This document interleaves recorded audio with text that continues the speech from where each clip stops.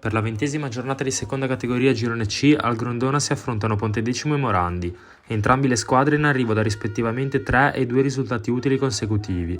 Arbitra l'incontro il signor De Cicco della sezione di Novi Ligure, che fa osservare un minuto di raccoglimento in memoria dell'ex dirigente sportivo della Fiorentina Gio Barone.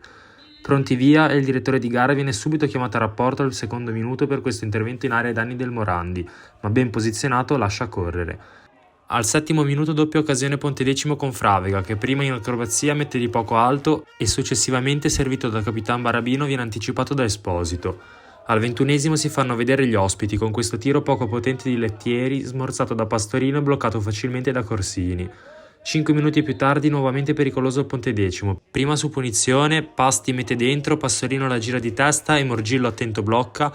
Poi va Giuliana dalla distanza col sinistro, ma sulla traiettoria arriva ancora Morgillo che a mano aperta mette fuori.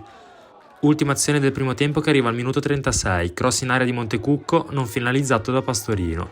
Prima frazione di gioco che termina dunque a reti bianche. Inizia il secondo tempo e il Pontedecimo schiaccia sull'acceleratore e nei primi 5 minuti va al tiro 2 volte. Prima Giuliana sempre dalla distanza, questa volta col destro, respinto da Morgillo. Poi va Pasti, punta Vagnucci, lo salta, calcia, ma trova ancora un impeccabile numero 1 ospite. Al 58° prova il sorpasso il Morandi con Maruf, il cui tiro però non impensierisce Moraglio. Per assistere al primo gol bisogna attendere il minuto 64. Dopo una serie di rimpalli, Raganini controlla e lascia partire il destro dal limite dell'area, spiazzando Morgillo e portando avanti i suoi. Un gol tira l'altro e pochi minuti più tardi pasticcio difensivo in casa Morandi, sfortunato rinvio di Morgillo che rimpalla su Campisi e si insacca in rete. Pontedecimo 2, Morandi 0. Al 76° provano a reagire gli ospiti con questa doppia azione, prima un tiro di Maruf che si stampa sulla traversa, poi defilato Betancourt mette alto.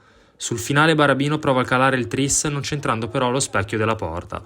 Termina qui sul risultato di 2-0 una partita a tratti bloccata, Pontedecimo che prosegue la striscia di risultati utili consecutivi salendo momentaneamente al terzo posto in classifica, Morandi che rallenta e si ferma all'11° posto in zona play-out.